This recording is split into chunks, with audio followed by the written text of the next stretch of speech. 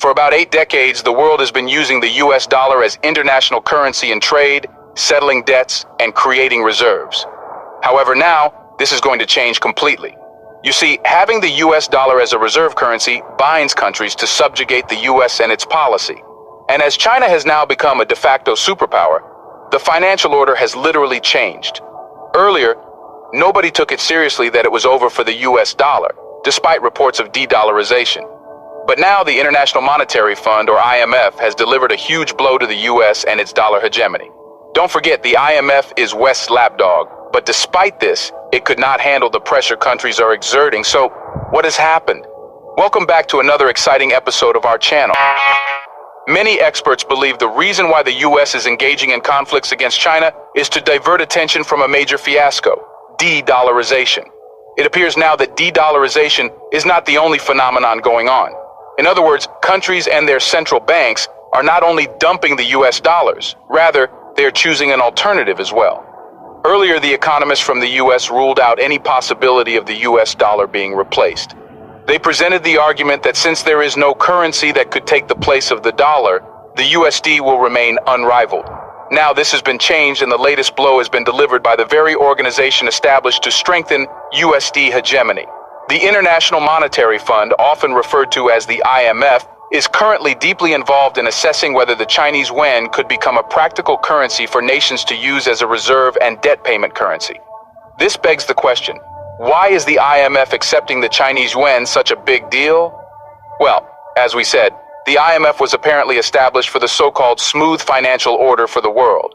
Yet secretly, it had different goals. But the most important of them is to ensure the USD never loses value and stays as an international currency. For that purpose, the IMF would use various tactics, including launching economic instability in various countries thinking to replace the USD. Let us break that down. The IMF is a worldwide organization, created with the good-looking goal of helping countries work together to manage complex financial matters and maintain stable exchange rates. But don't forget, that was just to seem legitimate. IMF's beginnings trace back to the important Bretton Woods Conference of 1944, where it was established. At its heart, the IMF's main duty revolves around keeping the global money system stable. But how? Well, by boosting USD in the financial order. But let's not look at that side of the story. Countries that are part of the IMF contribute money, which is then used to offer financial assistance to those in need. However, the IMF's responsibilities go beyond just providing money. It actively keeps an eye on economies and offers advice to its member nations, fostering economic growth and financial strength. Additionally, the IMF plays a key role in promoting good economic policies, reducing poverty, and enhancing international trade and cooperation.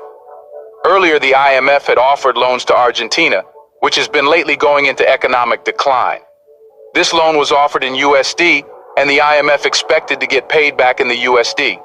It's because that's what has been going on for decades. But this time was different. Argentina chose to use the Chinese yuan to partially pay off its outstanding debts to the IMF, about 1.1 billion US dollars out of a total debt of 2.7 billion US dollars. This information was confirmed by the IMF spokesperson, Julie Kozak, who praised Argentina's skillful handling of its financial commitments.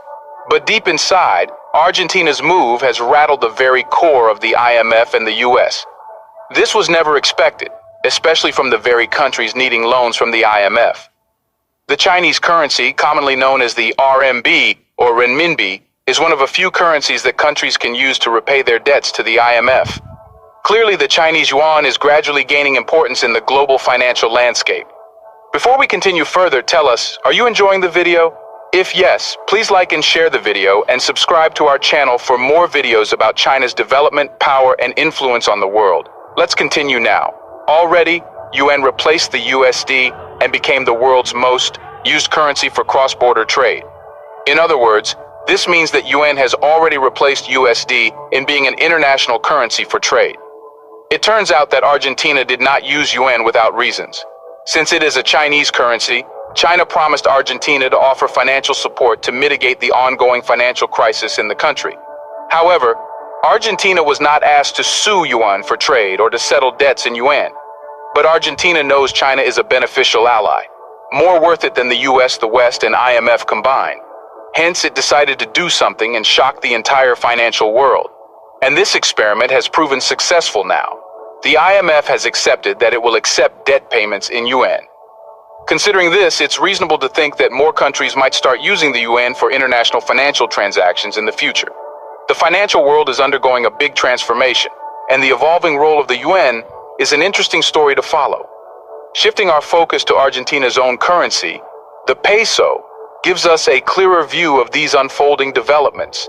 Besides paying in yuan, an extra 1.7 billion US dollars was sent using special drawing rights by Argentina, increasing use of yuan currency further. This event marks an important step, being the first time Argentina used the freely available yuan obtained through trade with China to settle a substantial debt owed to a significant international institution like the IMF. This strategic move highlights Argentina's adaptability in response to current circumstances. Despite the original plan being to use the yuan for imports, repurposing it demonstrates Argentina's flexibility. Sergio Massa, a prominent figure in Argentina's economic ministry, shared insights into the payment process. His disclosure that payments in June were made without involving US dollars, instead relying on SDRs and yuan, shows Argentina's resourceful financial management. But it also suggests something the US cannot fathom. Whichever country China backs up, it will use yuan. The IMF's acceptance of the yuan as a valid form of payment further emphasizes its usefulness as a medium of exchange in international financial transactions. Argentina has faced notable challenges lately, largely stemming from a significant drought that resulted in losses exceeding 20 billion US dollars. This economic hardship led to a substantial decline of the Argentine peso, around 44%, against the US dollar in the past year. Moreover, inflation has surged significantly, reaching levels of almost 70%. Yet, most story goes beyond just economic aspects, connecting with the political domain. Notably, the ongoing negotiations with the IMF intersect with Argentina's ongoing election campaign. Sergio Massa plays a dual role as both the Minister of Economy and a presidential candidate. In this context, China emerges as a dependable ally for Argentina amidst its economic difficulties. The renewal of a bilateral currency swap agreement, valued at an impressive 130 billion yuan, underscores China's commitment to Argentina's well-being. Converted to Argentine pesos, this amounts to a substantial 4.5 trillion pesos, or about $18.2 billion in US dollars.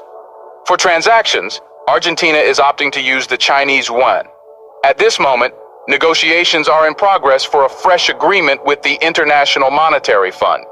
The reason behind these talks is that Argentina hasn't been able to meet the set targets within the existing program. There are also rumors that Argentina might once again tap into its currency swap with China to settle the 2.65 billion US dollars payment due this month. It's a pretty unique financial strategy to say the least. But how is this a good strategy? Well, you see, when Argentina pays in yuan, it does not have to have USD in its central banks. It earns yuans by exporting goods to China. Hence, instead of first converting those yuans, it has chosen to use all the earned yuans for debt payments.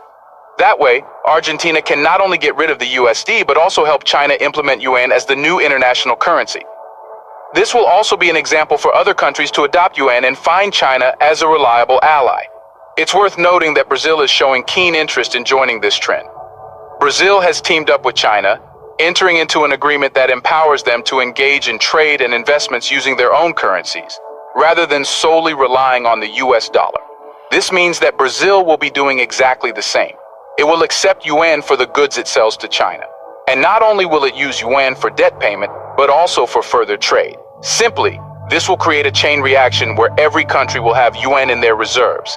Hence, the argument that countries won't accept yuan and won't ditch dollars is no longer there.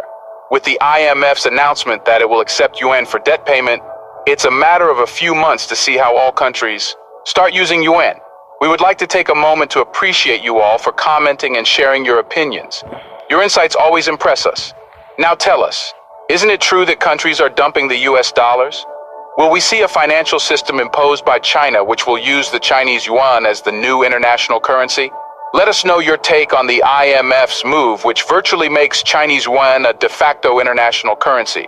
Do you want to watch more videos like this one? If yes, Please like and share the video and subscribe to get exclusive videos about how phenomenally China is developing and growing its influence. Thanks for watching.